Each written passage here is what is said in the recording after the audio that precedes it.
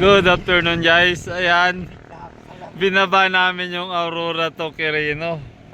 Ayan o, yung kabundukan na yan guys. Walang tigil yung ulan. Ayan. Dito medyo mainit na. Ayan yung ilog dito ng Madela. Ayan, yung tulay dito. Binaba namin, grabing ulan. Oh, basang-basa yung mga paa na pa ako. Ito, dalawang t-shirt yung yung pinagpalitan yan. Ayan, si Charet daw, walang tigil ang ulan doon, oh. Nilalamig tayo. Wala tayong dalang jacket, kaya nagtiyaga tayong sa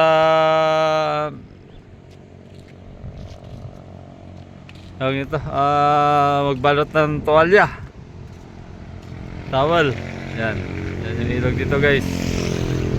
Oh, nalinis to dito na wash out yung mga water breaker nila, oh. Yan mga water breaker yan, eh, oh. Ayan, oh. Ayan, ubos, oh. Dala yung iba dun sa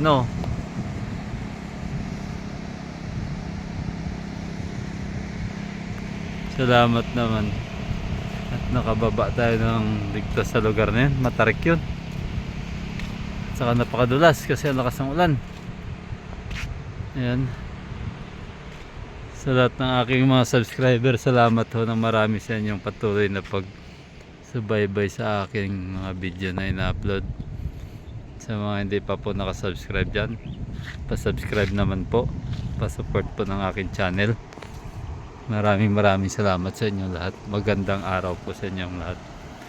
Destinasyon natin ngayon sa Goday. Doon tayo mag-overnight. Pagod na guys, simula kanina umaga pa kami nagbabiyahe.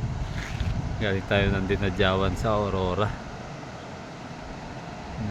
Tiyaga-tiyaga lang sa paghanap buhay. Magandang araw sa inyong lahat. Salamat na marami. Bye bye.